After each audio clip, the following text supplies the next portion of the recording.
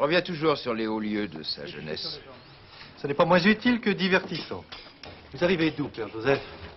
D'Italie et des Allemagnes, de France, je n'ai cessé de prêcher, de fonder des congrégations.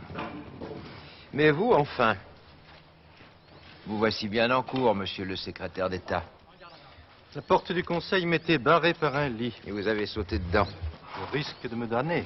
Il n'est pas interdit à un évêque de faire un petit tour en enfer, à la condition de mener ses administrés au ciel. Je suis là de passer par les alcôves. Mais il en va de votre intimité avec la reine-mère comme de vos visites à cette académie. Vous joignez l'utile au divertissant. Vous me jugez mal. Je ne suis pas votre juge. Je me contente d'apprécier votre action. Dois-je vous rappeler que conseiller de la reine-mère, je l'ai engagé à profiter de vos lumières et de votre personne. Vraiment? Vraiment. Pour servir excellemment le roi et la chrétienté, continuez d'emprunter toutes les routes qui se présentent, même si elles peuvent paraître fangeuses au commun.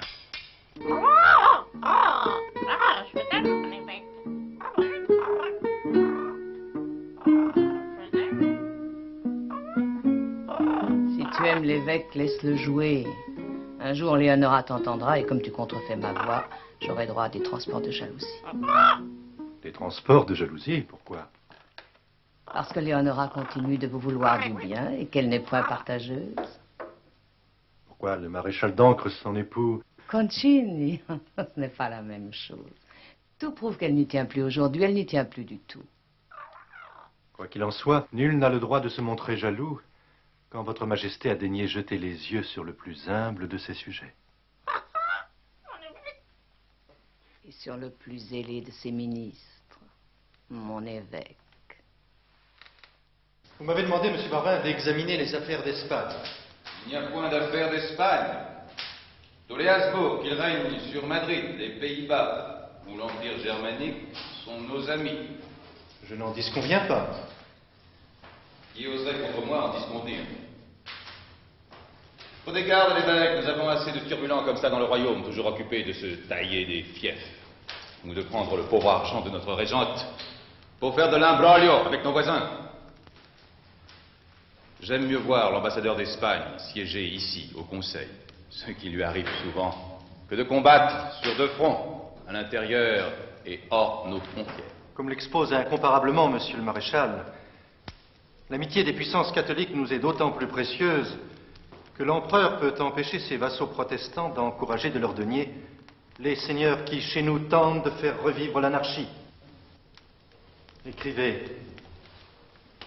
Si les rebelles ne peuvent être ramenés à leur devoir par aucune considération, Sa Majesté, touchée des sentiments d'un vrai père, se voit contrainte, quoiqu'à regret, de châtier les perturbateurs de son état. Le texte me paraît un peu rude. Votre Majesté souhaiterait une modification? Je pense... Ah, je pense, moi, qu'il est temps pour vous, mon fils. Si j'ai appris que vous étiez embarrassé, vous avez des dettes. Ça n'est pas grave. C'est même charmant à votre âge. Je suis heureux de les payer sur ma cassette personnelle. Vitry? Monsieur le capitaine des gardes, ne touchez pas à ce sac. On doit, mon fils, accepter ce qui est donné de bon cœur. Merci, mais je n'ai besoin de rien. En voilà assez, mon fils, ça suffit. Vous feriez mieux d'aller tirer les petits oiseaux. Allez, allez, monsieur. Les travaux du conseil ne sont pas de votre âge. Il est vrai que nous en avons terminé.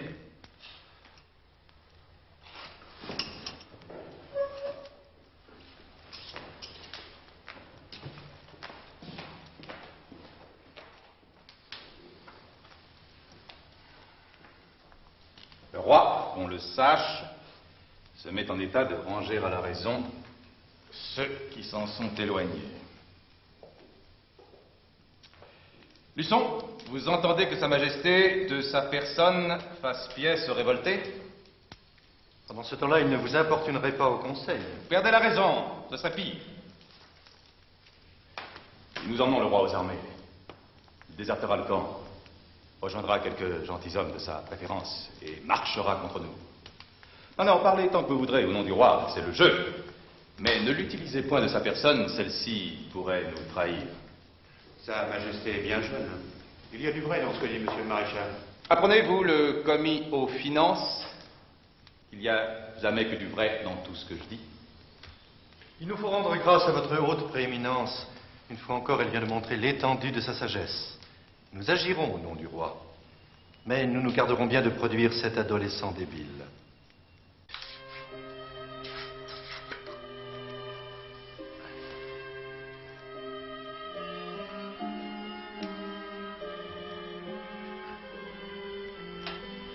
Elle ne plaît pas à votre Majesté? Moi qui espérais tant lui faire plaisir. Je l'appellerai ma grosse Vitry. Monsieur de Luynes, vous qui détenez le secret d'amuser le roi. L'amuser, je dirais plutôt le distraire. Mon cher sire, vous plairait-il que je commande les équipages pour une chasse cet après-midi? Chasse, oui. À tir ou à court? À court.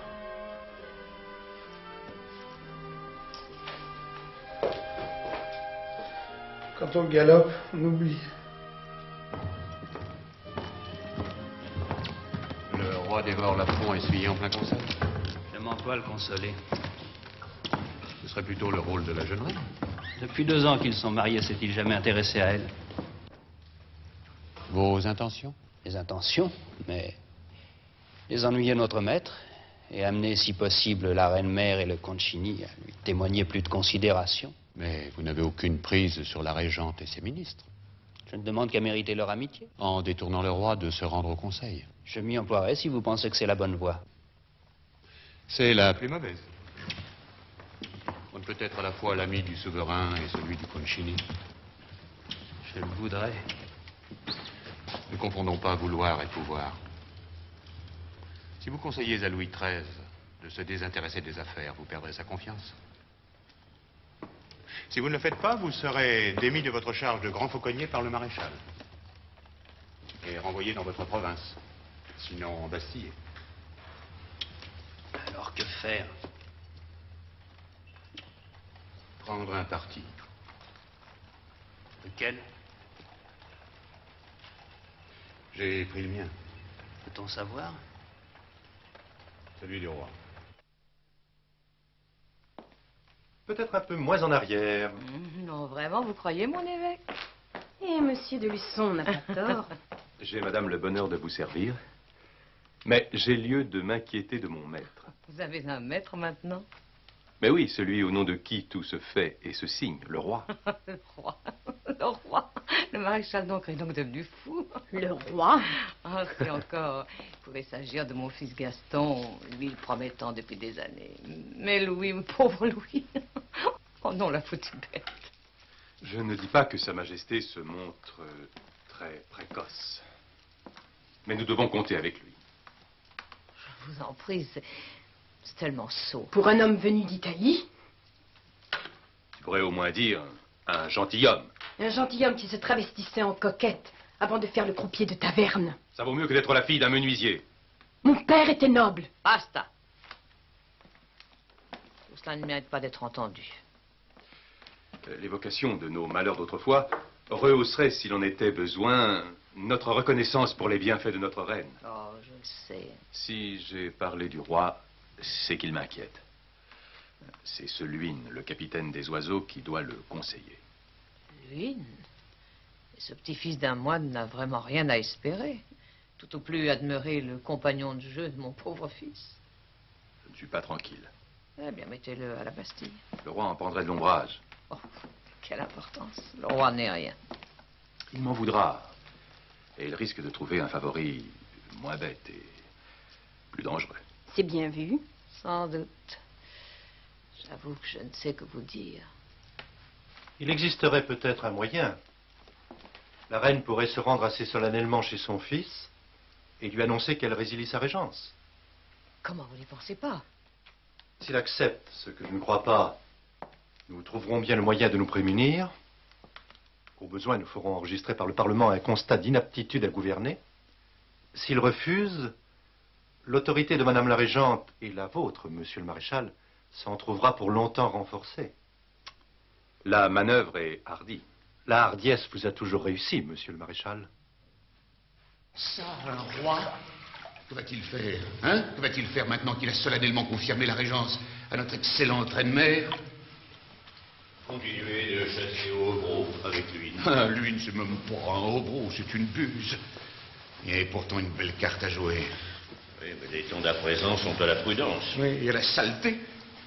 Nous serons les derniers à nous laver, savez-vous?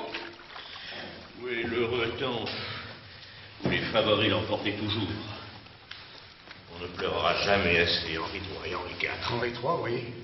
Henri IV, il n'aurait jamais dû tolérer dans l'entourage de la reine ce couillon de Concini. Il est bien usé sur son déclin. Oui, c'est vrai. Mais dans son sillage, il y a l'évêque de Luçon. Hein? C'est pas grand-chose. Il fait pas grand-chose. Peut-être. Mais il roule de grands desseins. Il s'insinue partout. Il s'informe de tout. Vous voulez me dire pourquoi il s'est rendu à la Bastille, voir la Descommand, cette barboteuse des rues qu'on tient enfermée depuis ses divagations à propos du meurtre d'Henri IV? C'est démoniaque. C'est démoniaque. Cette fille dit vrai. Elle confirme ce que je pressentais. Ravaillac n'a point agi en isolé. M. Despernon a connu son projet. Probable. Mais ce qui est assuré, c'est la connivence de Concini. C'était pas son intérêt. Le feu roi menaçait de l'exiler en Italie. Sachant Ravaillac prêt à frapper, il a flatté l'orgueil de la reine. C'est lui l'aspirateur du sacre. Bien sûr. Assurant le pouvoir de la reine, il travaillait à préparer le sien. Et la reine? Quoi, la reine? Qui vous dit que le crime s'est perpétré à son insu?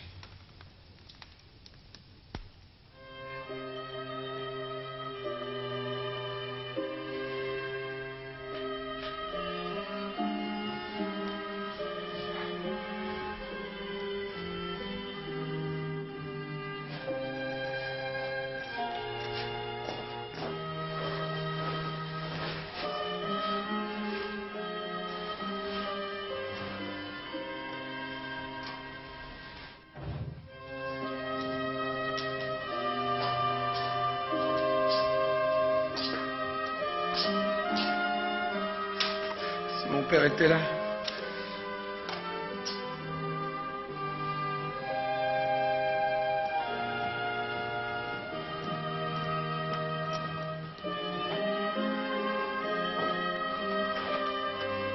Vous, sire?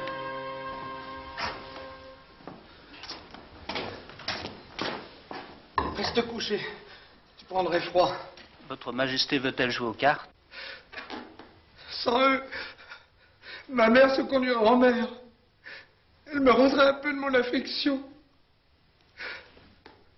Je les hais. Le couillon, cette drôlesse. Le bonhomme Barbet et Luçon. Oui, je sais. Une veuve recherche toujours un appui, mais est-il convenable de le trouver dans un ecclésiastique? Au rire de ma mère, et ce rire me déchire. C'est vrai que le maréchal vous offense?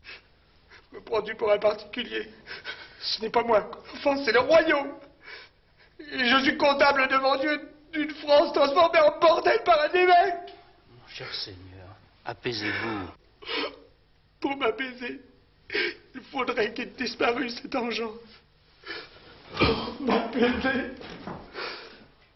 Quand les hommes qui ont trempé dans le meurtre de mon père font la roue devant ma mère. Monsieur de Luçon n'était point à Paris, là. Oui, j'entends bien, mais il pactise avec les assassins. Et puis cet homme Concini, son insolente présence aux côtés de maman.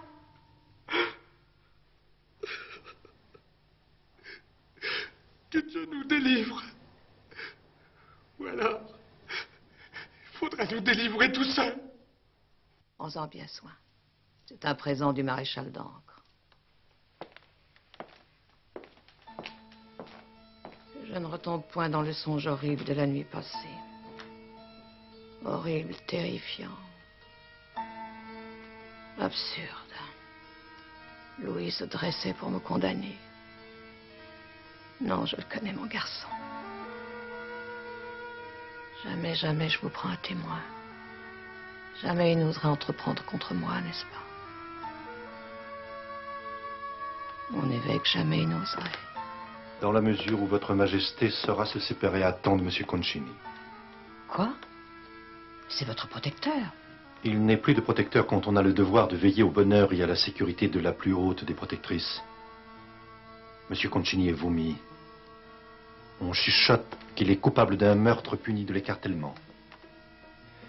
Si votre majesté continue de l'épauler, d'aucuns voudront voir comme motif de cette attitude des intelligences plus anciennes.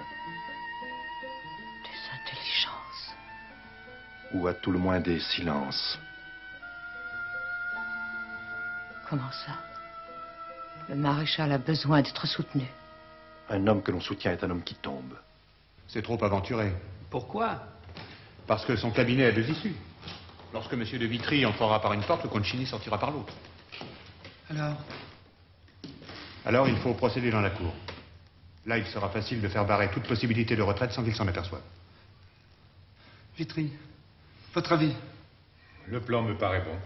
Souffrez que j'insiste sur le secret.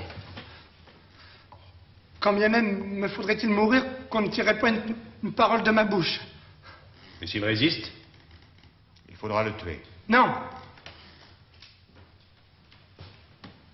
Non? Alors, sire, préparez-vous à fuir. Vous ne pouvez risquer de le faire arrêter et d'essuyer un échec. Sa mort seule vous sauvera. Vous, vos serviteurs et le royaume.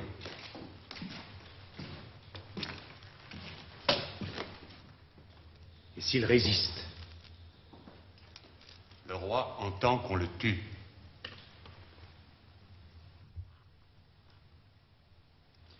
Sire, j'exécuterai votre commandement.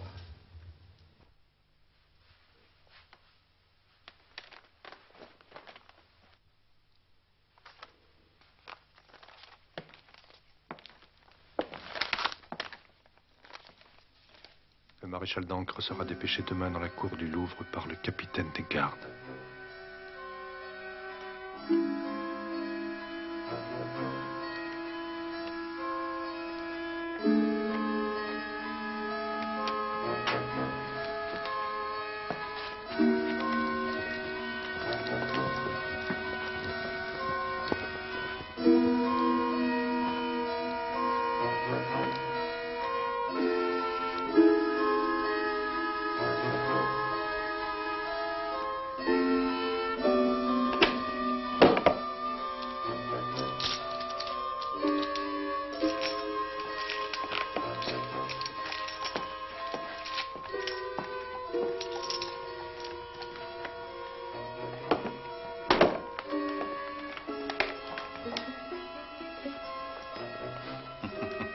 Qu'est-ce qui te déplaît?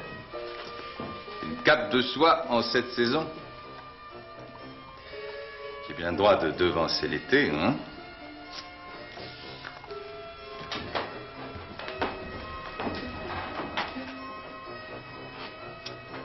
L'été. En Italie, il doit être arrivé. Cara Italia. Ah, j'oubliais. Le bouquet pour la reine-mère. Elle ne me le pardonnerait pas.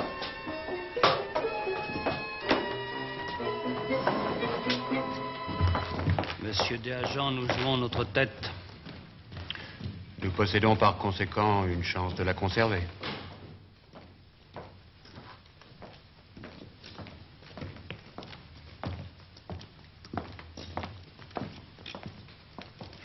Il nous avait fait porter l'assurance de nous renseigner sur tout ce qui se passe au Conseil. Si le couillon était sur ses gardes, et il nous aurait prévenus. Avec lui, sait-on jamais.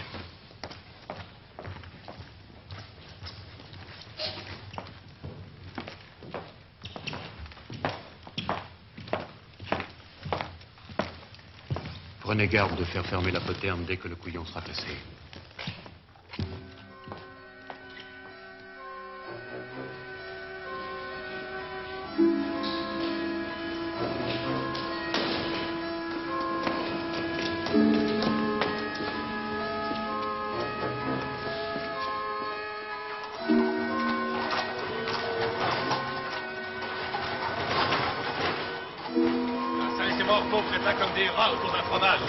Oui, chacun son tour.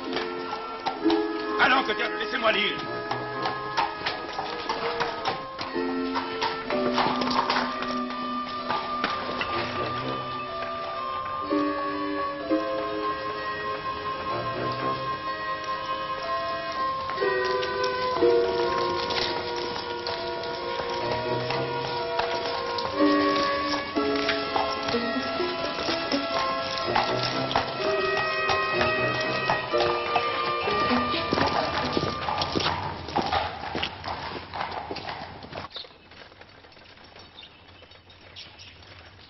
Pour dissiper tous les soupçons, on a bien fait savoir qu'on partait pour la chasse.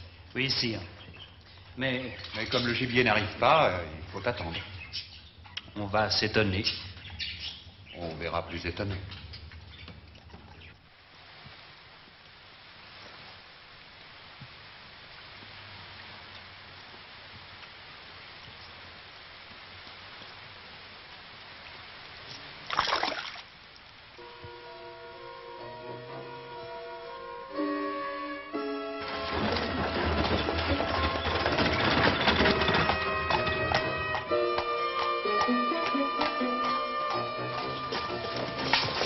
Allez, dégagez! Dégagez!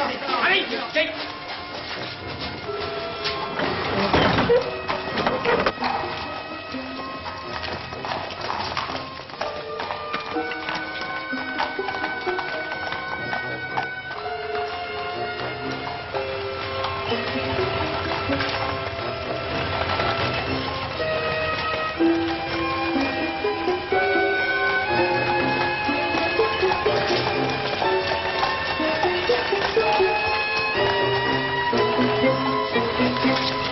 Au nom du roi, je vous arrête.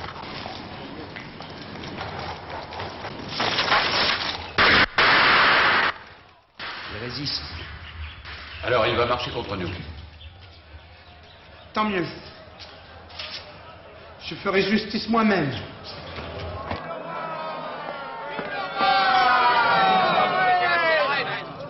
Que se passe-t-il? Le maréchal d'Ancre a été tué. Qui a fait le coup? Moi, par ordre du roi.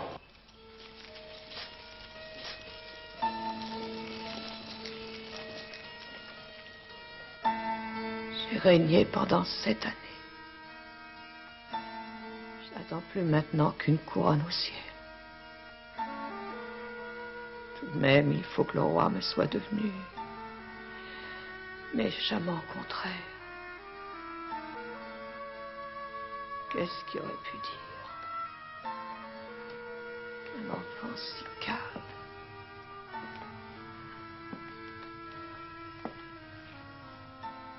Poverina di me.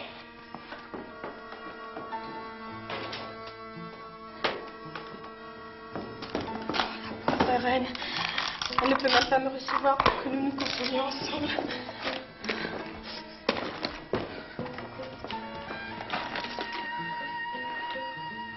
Ils ont tué mon concino.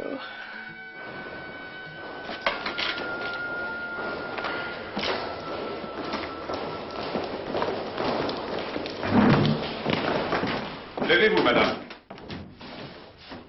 Me lever. Mais vous ne voyez pas que je suis à l'agonie? Vous ne voudriez pas que nous y mettions plus que de l'invitation? Vous n'oseriez. Allez. Vous n'aurez jamais porté une ancre aussi légère. Pas étonnant que le navire ait chaviré. Tiens. Des choses sérieuses maintenant. Des trésors. Quel trésor?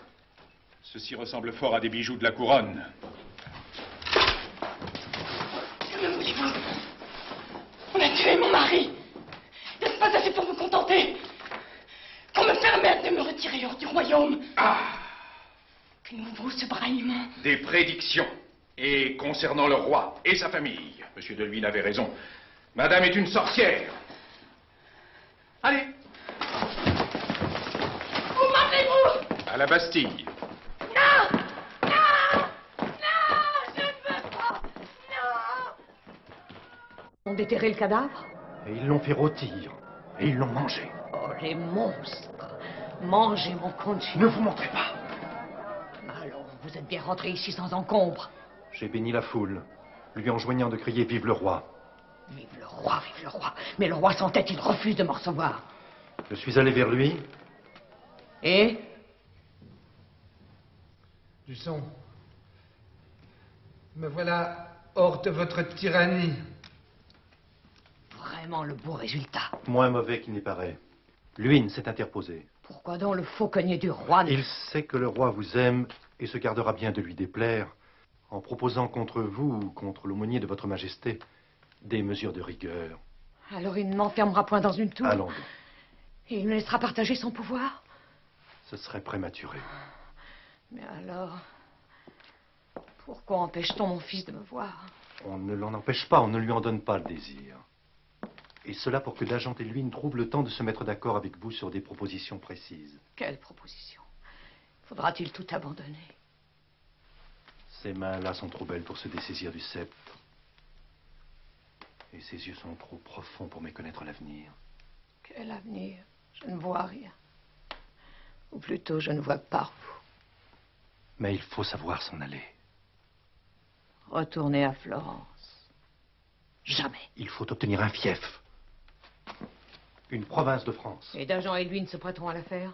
Laissons-la D'Agent. C'est Luynes. Oh, ce triste putassier qui s'espinera à la première arquebusade. C'est avec lui que le roi aime à chasser et à faire des confitures, pas avec D'Agent. Qu'importe le conseiller, c'est le favori qui compte, surtout auprès d'un fils tel que le vôtre. C'est Luynes qui vous obtiendra le gouvernement d'une province. Mais comment a-t-il pu oser? N'y revenons pas.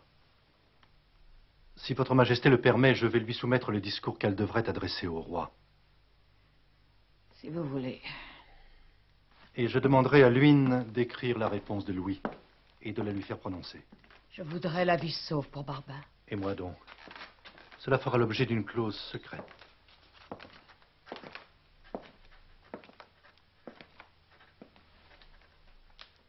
Plairait-il à votre majesté de prêter l'oreille à mon petit projet? Monsieur mon fils est très honoré seigneur. Depuis l'heure exécrable où tomba votre père Henri le Grand, nous nous sommes efforcés de nous acquitter au mieux de la régence. Parfois, devant les périls qui se levaient, Devant les périls qui se levaient, suscités par ceux-là qu'une rébellion coupable poussait à envahir la couronne, il nous est advenu de commettre quelques erreurs, mais qui oserait incriminer notre bonne volonté? Il ne lui manqua rien, monsieur mon fils, sinon de connaître la vôtre. Vous avez bien voulu nous faire savoir votre bon plaisir, nous louons Dieu, sachant que vous vous montrerez à notre égard et bon fils et bon roi. Madame, je viens ici pour vous saluer et pour vous assurer qu'après votre départ dans votre souveraineté de Blois, j'aurai soin de vous, comme de ma mère que vous êtes. C'est ma résolution de ne plus souffrir qu'autre que moi commandant ce royaume. Adieu.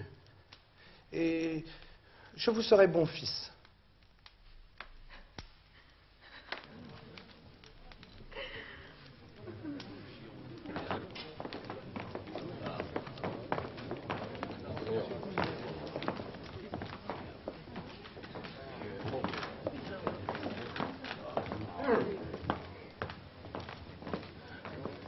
Cela aurait pu se passer plus mal. On croyait voir de ces personnages automates que les mécaniciens s'amusent à construire à travers le royaume. Oui, les ballets d'automates sont toujours bien réglés. Et vous animez la reine-mère comme j'anime le roi. Il est de notre intérêt qu'ils continuent de s'entendre. À ce propos, la reine-mère souhaite l'élargissement de Madame d'Ancre. Cela ne se peut. Elle ferait remise de ses biens. Nous ne sommes pas assurés. Et puis, un évêque peut-il défendre une sorcière? Réellement, vous ne pouvez pas. Le roi n'y consentirait pas. Allons, monsieur de Luçon, nous voici d'accord. Nous voici d'accord. Tout peut aller à peu près.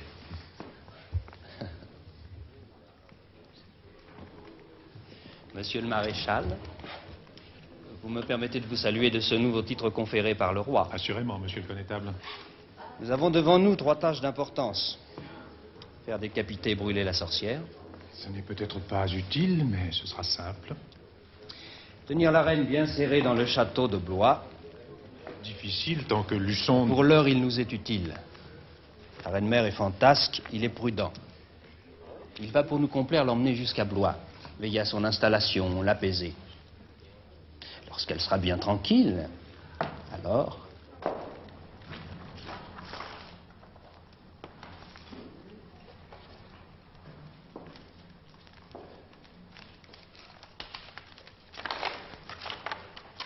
Plairait-il à votre majesté de signer cet ordre?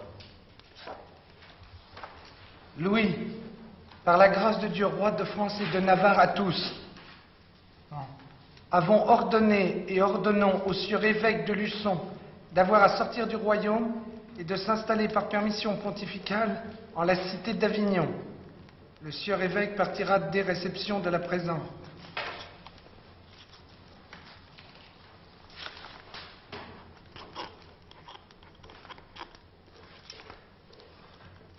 Vous n'aviez que trop tardé. Rarement décision fut aussi douce à notre cœur.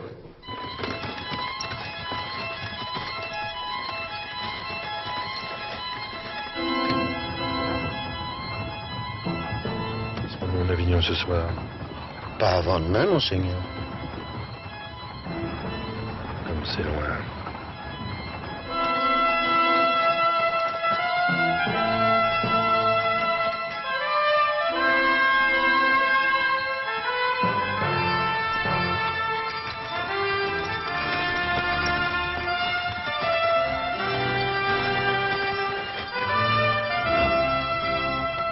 Le ciel est bien rouge.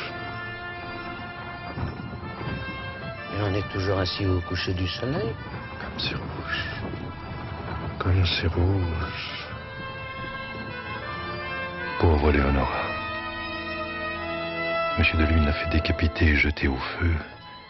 Non point parce qu'elle était sorcière, mais parce qu'elle était riche. Très riche.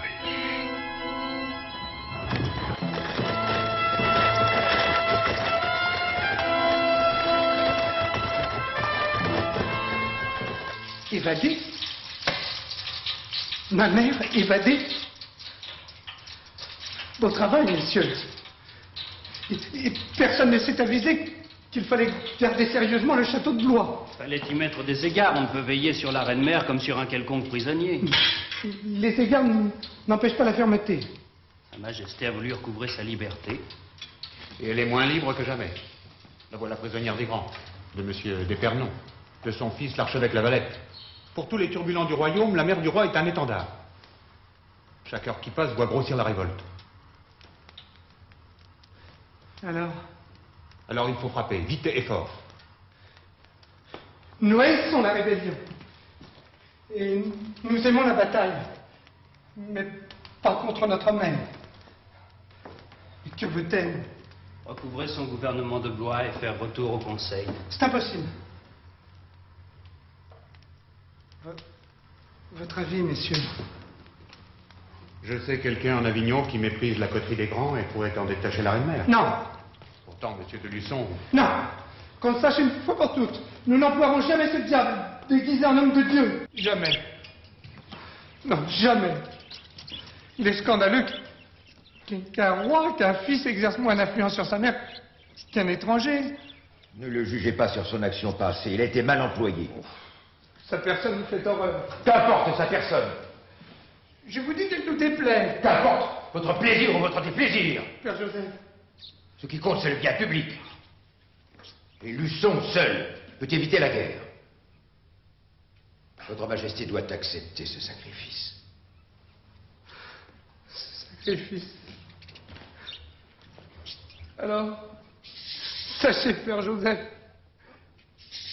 qu'il n'y a pas de montagne que je n'escaladerai, pas de cœur, à commencer par le mien, que je ne broierai lorsqu'est en jeu le bien public. Vous êtes un peu magicien, Père Joseph. Non, je ne suis qu'un serviteur de Dieu auquel La Providence et le roi accordent la faveur de connaître les secrets de la politique. Faites savoir à Luçon qu'il peut regagner la France et reprendre sa charge d'aumônier auprès de ma mère.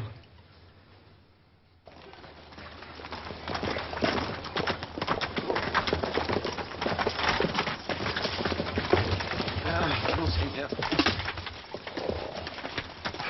Dieu te bénisse. Merci, mon bon. Monsieur le cardinal de la Valette, nous avions dit pour le meilleur et pour le pire. Et c'est le pire. Pauvre reine. Pauvre France.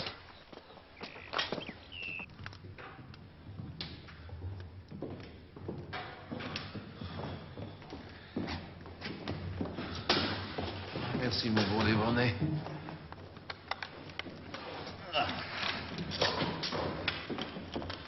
Un bain?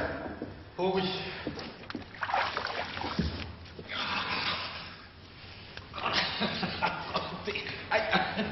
Ça te fait mal? Quoi donc? La défaite. Tout le monde peut se tromper. Pas vous. Vous avez méconnu le roi. J'ai respecté son principe. Vous avez fait fi de sa personne. Pouvions-nous imaginer que dans la bataille, il se montrerait un autre homme? Lorsque vous ne possèdez pas d'imagination, messieurs, il ne faut pas se mêler du gouvernement des hommes. Nous n'avons pas pris l'initiative du combat. On nous accordera que nous sommes demeurés sur la défensive. Et pourquoi, je vous prie? Et pour faire retomber sur lui l'impopularité de la guerre. Et vous avez manqué votre coup parce que la guerre a été trop courte pour que ces inconvénients rejaillissent sur les favoris. Vous aurez été capable de tenir plus longtemps campagne. Nous étions insuffisamment unis. Et puis j'en conviens, ceux qui combattent une puissance légitime sont à demi défaits. Ils croient voir les bourreaux dans le temps même qu'ils affrontent leur souverain. Et cela rend la partie inégale. Vous philosophez. Il faut se tirer de là, mon ami. Luynes a besoin de nous. Cette victoire n'est pas son œuvre, mais celle du roi. Il a peur de la vieux ville, qui a peur de Dajan, qui a peur de la reine. Vous dites toujours la reine pour la reine-mère. Elle est si peu mère et tellement reine. C'est avec Luynes qu'il faut trouver un accommodement.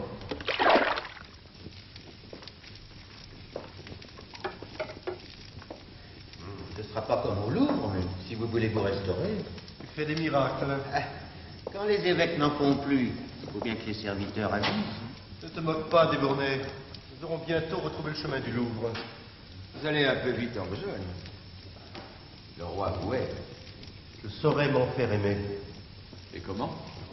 En me rendant indispensable. En calmant les humeurs de la reine-mère, en évitant les querelles entre elle et le roi. Avec Luynes, je ferai toute la petite besogne. Il en sortira un honnête traité de paix entre la mère et le fils.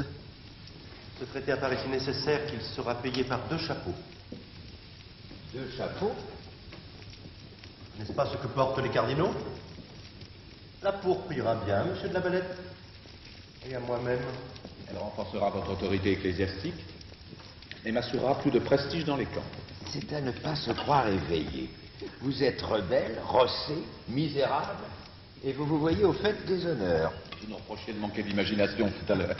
Et vous-même, mon ami, vous en manquez? Tout de même. Ce n'est pas pour l'honneur que nous allons monter notre affaire. C'est pour servir enfin à la place marquée par la Providence. Je n'entends plus rien. Vous m'entendez parfaitement. Ce qui compte, c'est Luynes. Vous l'avez dit. Ce qui compte, c'est de se le concilier avant de l'abattre. De l'abattre? Enfin, de le mettre hors du jeu. L'ambition le dévore, il rêve d'une grande victoire. Nous allons lui suggérer une bonne guerre. Contre qui? Contre les protestants. Noble entreprise. Sûrement, mais très prématurée. Luynes n'en a ni la capacité ni les moyens. Mettons-le dans la bataille et il s'y perdra. Vous en voulez tant à Luynes?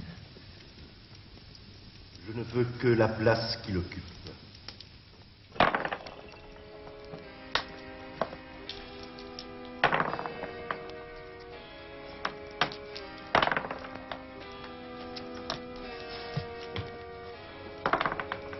Roland!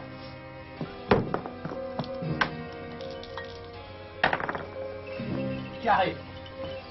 Tant pis, c'est moi qui paierai le flacon. Voilà bien de la fainéantise. Eh, monseigneur, on le craigne depuis la vis du siège, on est si fatigués. Eh bien, tu en auras pour ta fatigue. Monsieur de Luynes était votre maître. Je vais le convoyer avec égard afin qu'il soit enterré dans son fief.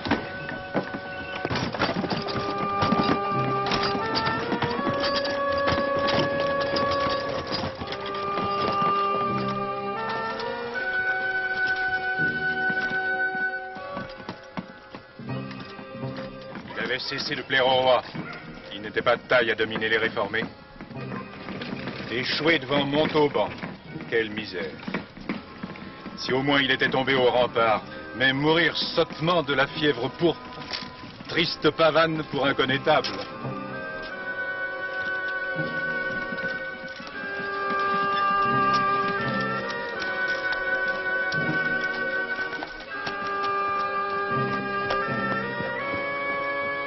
Mon fils, comme il vous a plu de rendre à votre mère sa place au conseil, celle-ci croit vous bien servir en vous pressant d'obtenir de sa sainteté Grégoire XV pour mon aumônier et conseiller la dignité cardinalice.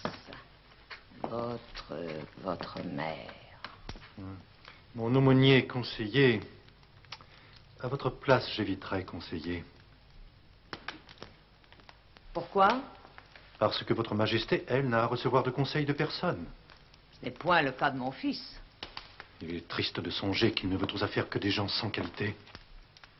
Allons, patience, mon évêque, patience. Le roi me déteste.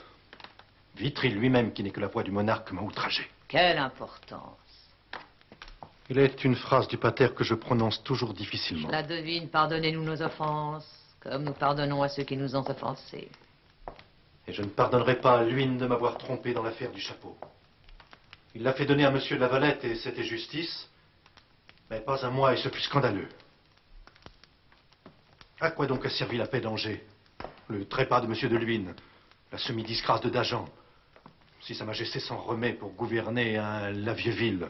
Qui ne vous craint pas, car un évêque c'est peu de choses. Ça siège en bout de table au conseil, mais il n'en va pas de même pour un cardinal. Alors je vous prie de me laisser terminer cette lettre. Je pense que cette formule recevra votre entière satisfaction, si ce n'est votre totale approbation. Vous attacherez à cette promotion le plus grand prix. Elle constitue en effet une réparation à l'égard d'un prélat à qui nous devons le retour à la parfaite harmonie dans nos relations. Je pense que tourné de la sorte, il comprendra que s'il te refuse le chapeau, je pourrais lui remonter une belle intrigue. Dans le goût de Florence, mon futur cardinal. Votre majesté ne sera donc jamais sage. Crois-tu donc auprès de toi? On n'a jamais envie d'être sage.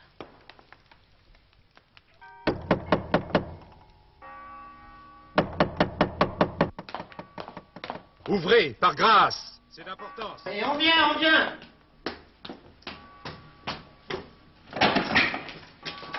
Il me faut voir monsieur de Luçon tout de suite. Mais jamais à pareille heure. Il vous casserait son bâton sur le dos si je manquais ma visite.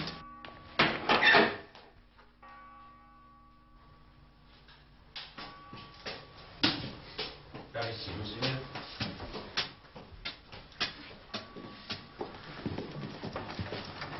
De nouveau cet honneur nocturne? Cet honneur nocturne. Eh bien, Votre éminence est cardinal. vous avez dit? Votre éminence est cardinal. N'est-ce pas là quelque faux bruit? Cardinal, nous voici, cardinal. Drôle, tu es laquais d'un cardinal. Si on t'avait prédit cela un jour. C'est signé. Signé. Contre-signé. Proclamé. Le roi le sait déjà, c'est pourquoi j'ai couru jusqu'à votre éminence. Vraiment? Le roi a même ajouté, il ne pourra plus s'accommoder de son siège Poitevin. Monsieur de Luçon reprend donc son nom de Richelieu. Le cardinal de Richelieu. Mon Dieu, ma mère! Le cheval a gagné! Le cheval a gagné! Le cheval a gagné! Il ira vêtu de pourpre par les monts et par les plaines. Il galopera partout où sonnent les trompettes. Partout où l'appelleront les combats. Il traversera les châteaux et le palais, sans cavalier, portant sa propre gloire. Le cheval rouge! Je prierai Dieu, monsieur le maréchal, pour que la Providence continue de combler le porteur d'une telle nouvelle. Veuillez me jurer, il y va de votre tête, que vous ne révélerez point la chaleur, peut-être un rien surprenante, qui m'a saisi au moment de mon élévation. Je le jure à votre éminence et me recommande à sa mansuétude. C'est bien. Allez, monsieur. Et ne vous inquiétez plus de notre divergence, aujourd'hui oubliée.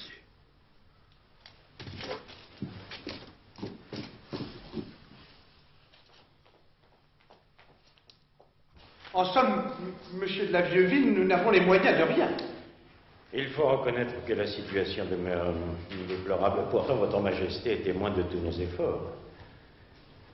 Bien. Messieurs, la séance est levée.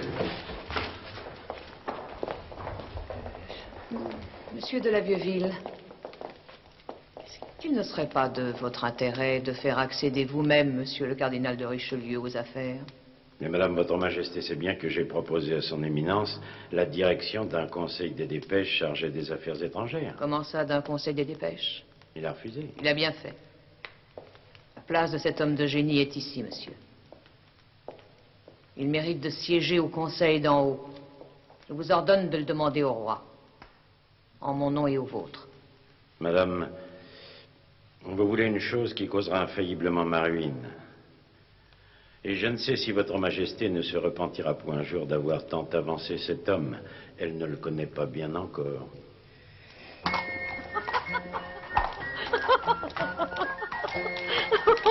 Je vous en prie, pas si fort. Chacun connaît le rire de votre Majesté.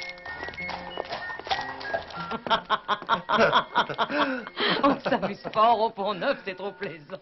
Oh, j'aurais jamais osé imaginer qu'à la parade, on peut y traîner aussi bas un ministre de mon fils, la Vieuville, qui s'est fait traiter comme un putassier.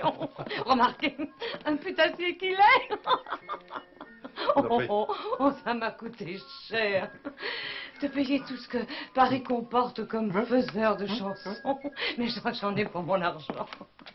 Tête sans cervelle, âne batté, Judas de cabaret. Et puis peut-être ce que je trouve le plus bel argument, il rend son maître totalement ridicule. L'heure de la dernière chasse est venue. Le cardinal de la Valette et le bon père Joseph et la cour et la ville, chacun chante la romance de celui qui doit partir et de celui qui doit venir. J'ai investi le roi de toutes parts. Mais pourtant, il a fait quérir le vieux Sully. Mais je lui ai représenté que c'était un pas en arrière, qu'il n'était plus de force. D'ailleurs, il m'avait par trop desservi auprès du roi Henri.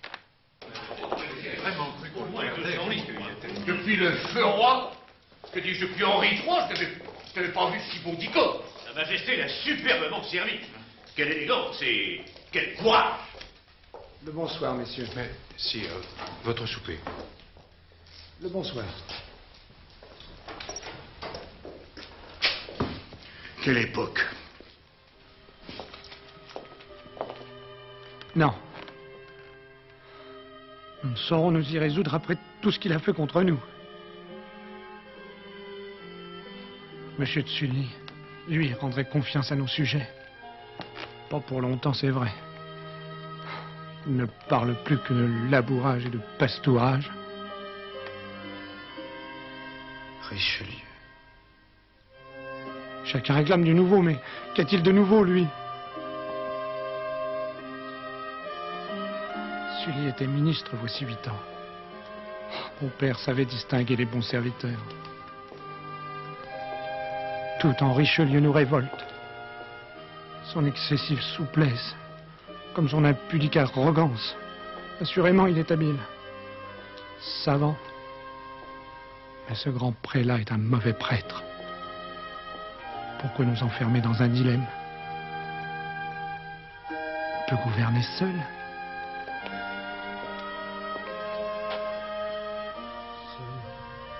Allons-nous, à la fois contre notre mère, les grands, les réformés.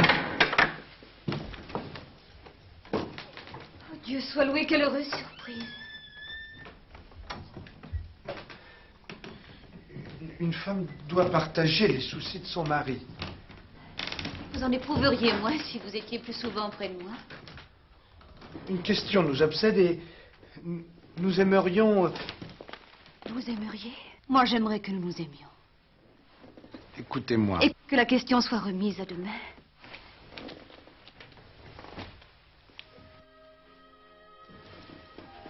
Il est des questions qu'on ne saurait remettre.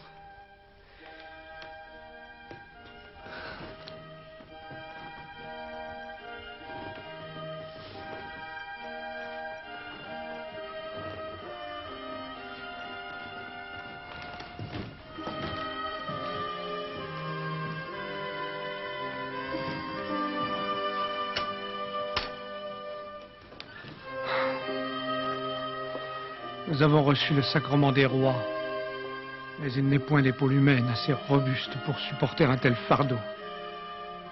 Laissez les choses en état. Le royaume est malade, et Dieu ne nous pardonnerait pas de nous dérober.